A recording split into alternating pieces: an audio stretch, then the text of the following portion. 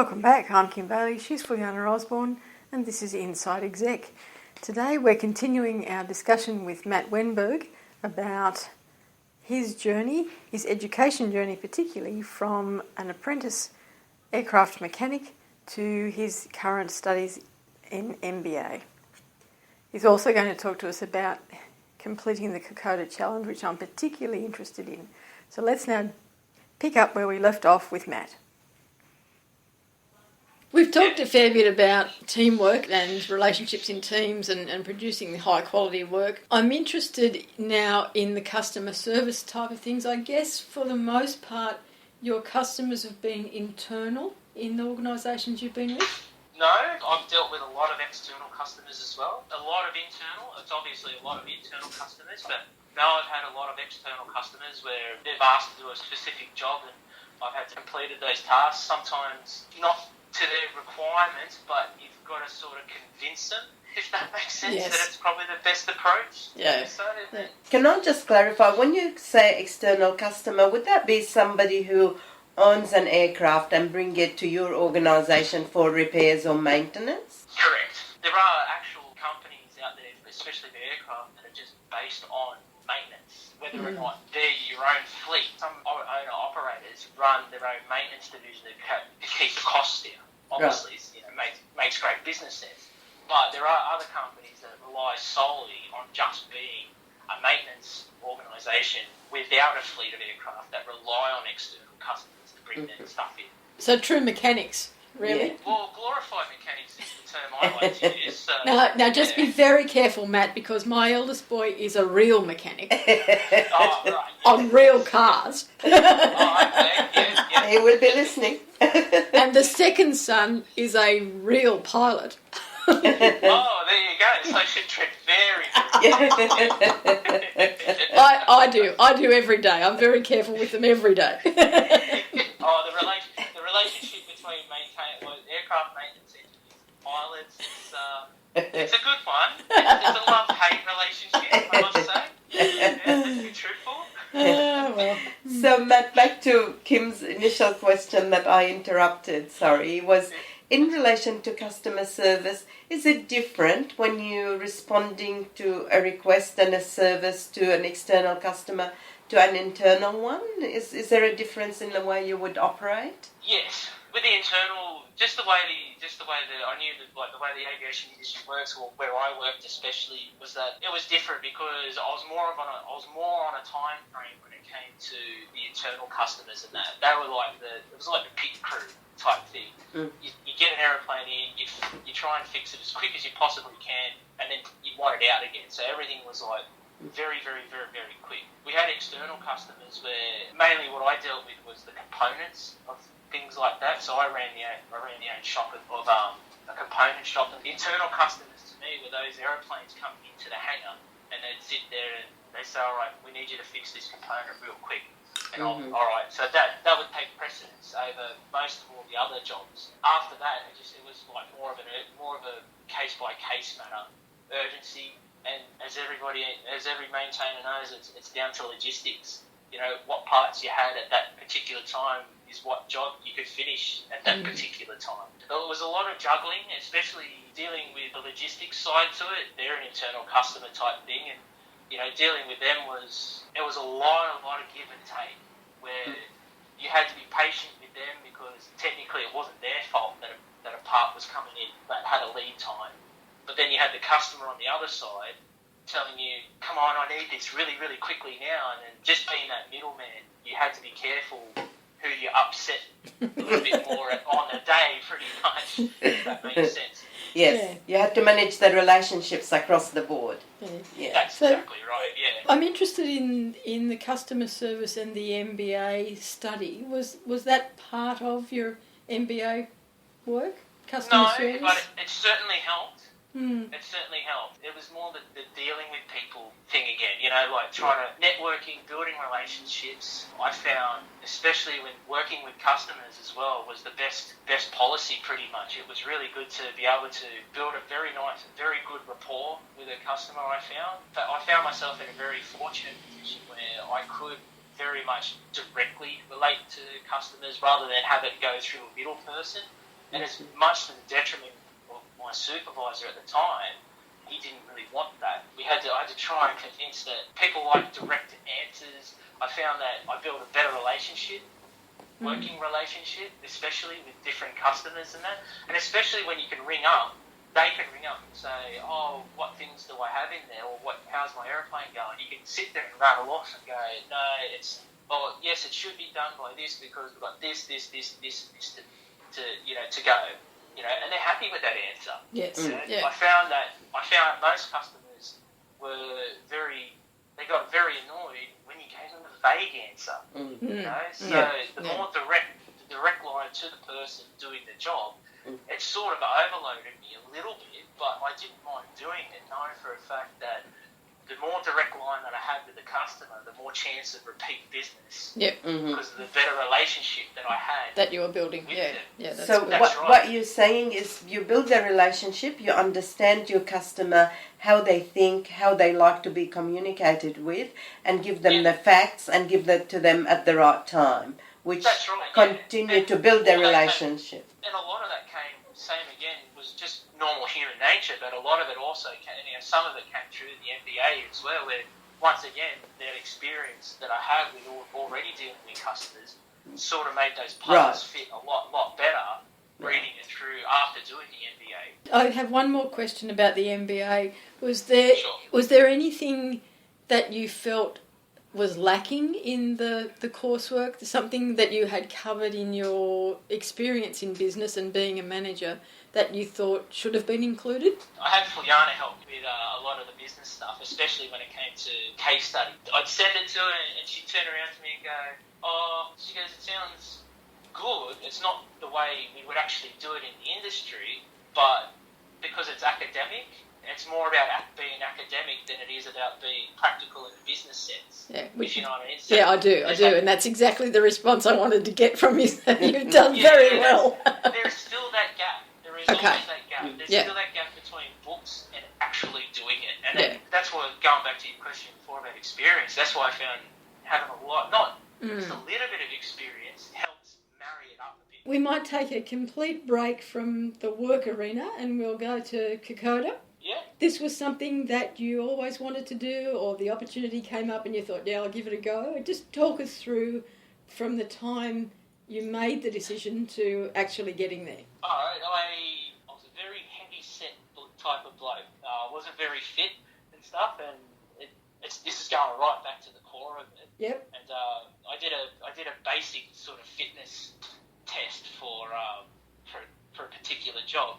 And it was very, very basic, and I couldn't pass it. Very unfit, very overweight. So I thought, I'll get out there and I'll get fit. Yeah, sure enough, went out there, got fit, and it was always something that I've always been interested about. They always talk about Villa Britain and, Fromell and all those types of places, especially with war history. They're the type of place, Gallipoli, let's not forget Gallipoli. But I've always wanted to go and see those types of places. And the other one was mainly about the Australians and how they perform in battles, what defines why we have Anzac Day. So I ended up getting fit, and I thought, why not? I said, I'm fit enough now, young enough that I can do it. So I thought, all right, I'm going to go and do Kokoda, and just trained harder and became a lot fitter, faster, and just booked the trip and just went, that's sort of my reward for doing all of this training. It acted as an incentive, so you achieved two goals by getting fit. One is to pursue the initial reason you wanted to become fit.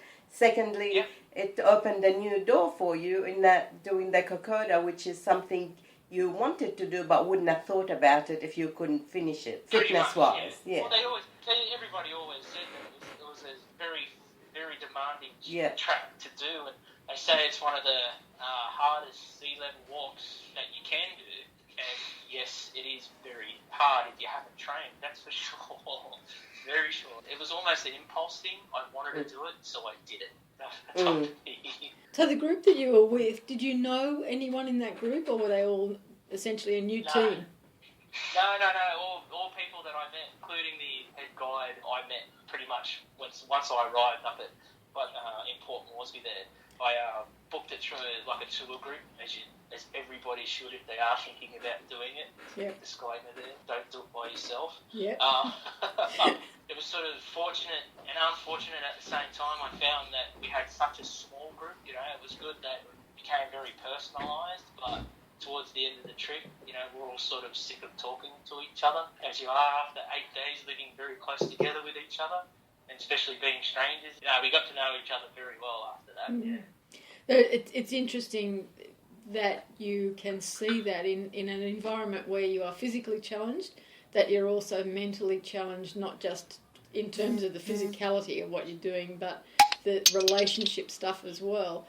And it's probably the most educational part of it is recognising that work is probably not as bad as some other things that might have to present themselves. Yeah, that's exactly right, yes. You're out in the track, that's what the instructor said to us. He goes, you know, you're out there all by, like, he goes, what did he say? He said, you know, from this time on, you know, your life seems to be a democracy. You do what I say, when I say, how I say it. It's like, not in a, you know, in a friendly, nice sort of way. You know, just to keep it safe. As you know, you can't be talking to so many people for so many hours in a day before it's like, all right, I need to have a break from you.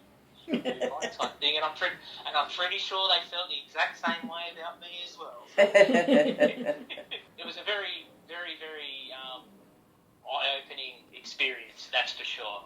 Something I do again in a heartbeat. Something I take my kids on again in a heartbeat. Yeah. You know, when they get older, that's for sure. No book really can describe what the place is all about until you actually go there and see it for yourself. And once you get there, you just go, wow, like, oh my God, they, you know, especially the soldiers back then, they had to do what? This, you know, here, you know, so yeah, it was really, really, really a fun, exciting, very emotional challenge too. There was, you know, I shed a couple of tears listening to the stories that went on back then in 1941, 42 down there, and very humbling to say the least. A very humbling experience, that's for sure. And how long did that sense of the impression that you gained from that experience, how long did that stay with you? As for the trip itself, I didn't leave Papua New Guinea for another 2 weeks after I got back. Right. You know, I was still there. For the experience itself, I still remember it. I still remember it as clear as day. Yeah. It's, you know, what they did back, what the soldiers did back then, you just look at, you try and compare it today, like the youth of today compared to the youth of back then, and you know, even what I would do in certain situations that those guys were presented with, you know, I'd have absolutely no doubt that, you know, I'd be changing my undies every 5 seconds. Yeah. You know, up there.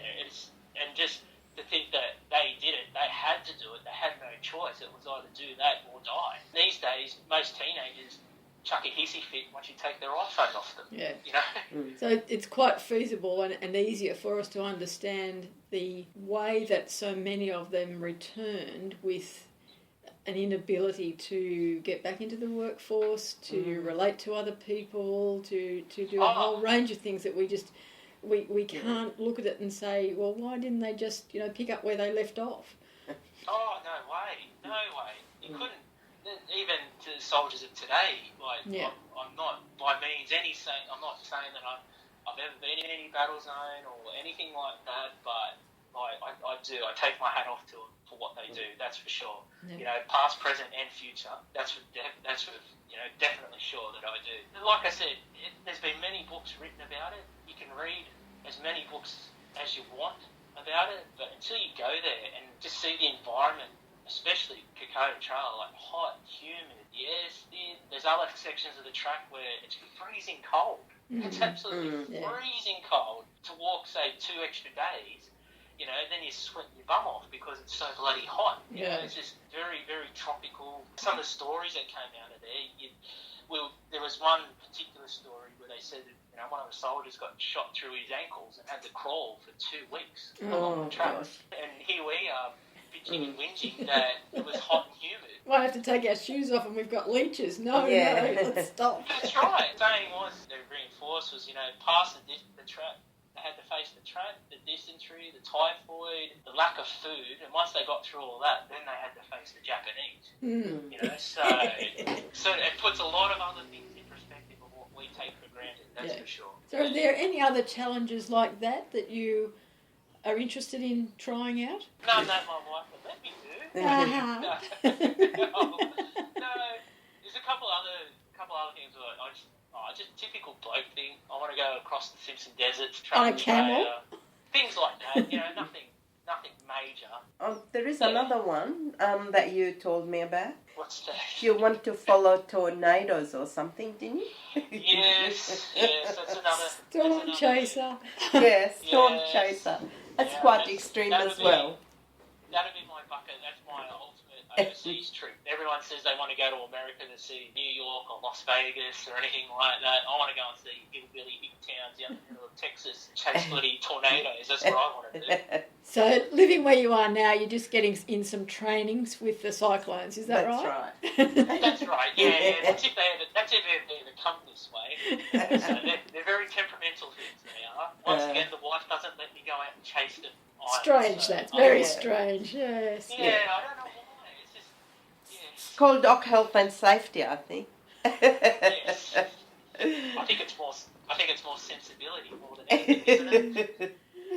So Matt, we've had a long and involved discussion today, covering a great range of topics. Is there anything that you'd like to add in terms of your advice for people who are working their way through the career challenge? I think advice I was given when I started work by my dad. I remember walking out the door, told me, and he said, "Now, remember, son," he goes, "but everybody starts at the bottom." It's always a bit of advice that's always stuck with me, the fact that you're not the CEO the first day that you walk through a door, especially when you're new. No, not even new CEOs, I don't think, are bloody... You might be the CEO, yes, you might be new, but just remember you are new. Yes, You're not that experienced within that company as you might think you are. And I guess the other bit of advice that I've always gone by is do something that you love. You never work a day in your life. Fabulous. It has been great chatting with you, catching up with you, and I haven't mentioned Parramatta the whole time we've been talking. No, and I'm very glad that you haven't. I've been very strong. And I'll let you into a secret. There's no point in me mentioning Parramatta because I used to follow North Sydney, so there's absolutely no hope for me. Yeah, well, thank you for mentioning that. Yes. But we do thank you for being with us today. Yeah, thank you, Matt. Really appreciated your contribution and sharing your experience with us. I'm very honoured to be on this program, especially because the calibre of other guests that you've had as well on board. Thanks, Matt. I'm Kim Bailey. She's Fulyana Osborne, and this is Inside Exec.